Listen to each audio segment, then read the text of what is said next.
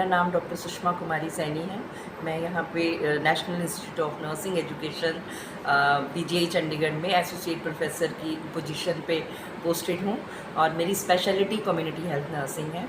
मैं भी इसी हॉस्पिटल इसी कॉलेज की graduate and post graduate student रह चुकी हूँ और यहीं पे मुझे 40 साल की जॉब 40 साल हो गए हैं मुझे पीजीआई में। तो मैं रोशनी डालना चाहती हूँ नर्सेज इन कम्युनिटी। अगर मैं बात करूँ कम्युनिटी की तो जो इंडिपेंडेंस के बाद की अगर मैं बात करूँ उस टाइम पे वैसे भी नर्सेज का नंबर बहुत कम था। तो ऐसा था कि जो रजिस्टर्ड नर्सेज हैं उनको हॉस्पिटल में ही काम करना है और जो कम्युनिटी है वो थोड़े लो एजुकेशन लेवल वाली नर्सेज भी काम कर सकती हैं, लाइक ANMs कि वो 1.5 से 2 साल का कोर्स करके तो वो कम्युनिटी में के लोगों को देख सकती हैं, है ना। लेकिन हॉस्पिटल में रजिस्टर्ड नर्सेज ही चाहिए। लेकिन धीरे धीरे ये ठीक भी था, उस टाइम पे ठीक भी था। और जब तक कम्युनिकेबल डिजीज़ की बात थी, जब तक मैटरनल चाइल्ड हेल्थ की बात थी, तो इन लोगों ने बहुत अच्छा परफॉर्म भी किया। लेकिन अभी का जो सिनेरियो है, प्रेजेंट सिनेरियो, इसमें नॉन कम्युनिकेबल डिजीज़ बढ़ गई हैं, डायबिटिक, हाइपरटेंशन, है ना। तो इस तरह की जो बीमारियां हैं इसको आइडेंटिफाई करना और लोगों को कम्युनिटी में से ढूंढना और उनकी केयर करना बहुत कॉम्प्लिकेटेड है। तब गवर्नमेंट ऑफ इंडिया को लगा कि अभी नर्सेज विद बेटर क्वालिफिकेशन जो है वो कम्युनिटी में चाहिए। तो अंडर आयुष्मान भारत जो है उन्होंने सारे के सारे sub centre they are upgrading it to health and wellness centre. Sub centre में पहले क्या होता था, एक हेल्थ वर्कर मेल और एक फीमेल मतलब ANM और हेल्थ वर्कर मेल हुआ करता था जो 5000 की पॉपुलेशन को देखता था। उसके बाद जो मेल वर्कर थे वो रिटायर हो गए। तो जो जब NRHM आया, नेशनल रूरल हेल्थ मिशन, तो उन्होंने देखा कि सब सेंटर्स में एक एक फीमेल हेल्थ वर्कर ही रह गई है ताकि ANM। उनको लगा कि एक से काम नहीं होता तो उन्होंने सेकेंड ANM को वहाँ ऐड कर दिया। तो हर सब सेंटर में 2-2 ANMs हो गई और प्लस उन्होंने आशाज ऐड कर दी, हर 1000 पॉपुलेशन के लिए एक आशा। तो एक 5000 की पॉपुलेशन पे आफ्टर NRHM 2 ANM और 5 आशाज ये काम कर रही थी उनको देखने के लिए।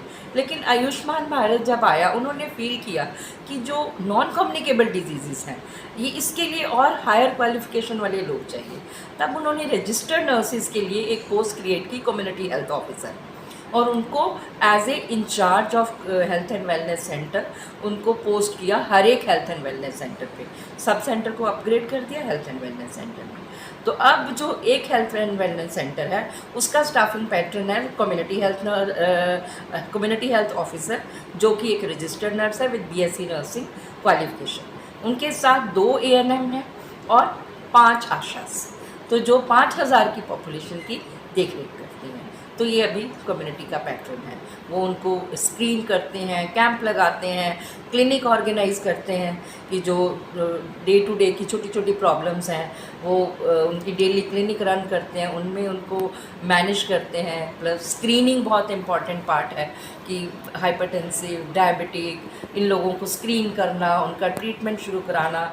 और ये जो प्राइमरी हेल्थ सेंटर में डॉक्टर है उनके साथ ये थ्रू टेली कम्युनिकेशन के अटैच रहते हैं कि जो भी इनके पास पेशेंट आते हैं नॉन कम्युनिकेबल डिजीज़ के, उनका ट्रीटमेंट ये वहीं पे देखते हैं। एक बार आइडेंटिफाई किया पेशेंट, उनको मेडिकल ऑफिसर के पास भेज दिया, उसने कंफर्म किया डायग्नोसिस, उसको वापस इधर भेज दिया ट्रीटमेंट शुरू करके।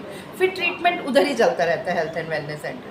अगर कोई प्रॉब्लम हो जाए उनको तो फिर ये थ्रू टेलीफोनिक और टेलीकम्युनिकेशन से उनको डॉक्टर से बात कर सकते हैं, उनका ट्रीटमेंट रीशेड्यूल करवा सकते हैं या पेशेंट को रेफ़र कर सकते हैं या डॉक्टर को भी हेल्थ एंड वेलनेस सेंटर में बुला सकते हैं to take care of those patient. तो इस तरह का ये फैक्टर। तो 5000 पब्लिक के लिए जैसे आपने बताया कि एक नर्सिंग ऑफिसर होती हैं, उसके बाद उसके नीचे और 2 ANM होते हैं और भी आशा वर्कर होती है, क्या ये सफिशिएंट है? उनको कुछ समस्याएं नहीं आती हैं?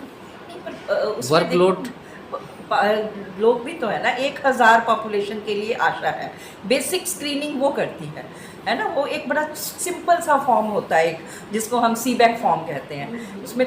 इसमें असेसमेंट होती है, वो एक छोटा सा फॉर्म है, उसको वो हर एक जो 30 साल की उम्र के लोग हैं उनसे ज़्यादा वालों को वो भरते हैं। जिनको प्रॉब्लम होती है उनको एएनएम को रेफ़र कर देते हैं, फिर एएनएम फर्दर टेस्ट वगैरह करके सीएचओ को रेफ़र कर देते हैं।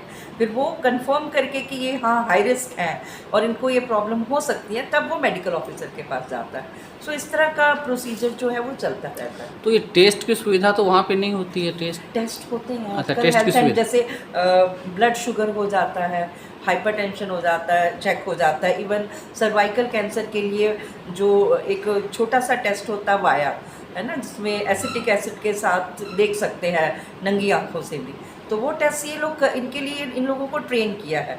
ब्रेस्ट क्लिनिकल ब्रेस्ट एग्जामिनेशन के लिए कि ब्रेस्ट कैंसर को रूल आउट करना, ओरल कैंसर के लिए इंस्पेक्शन, तो वो सारी चीज़ों के लिए इनको ट्रेन किया हुआ है, तो ये वहाँ पे कर सकते हैं।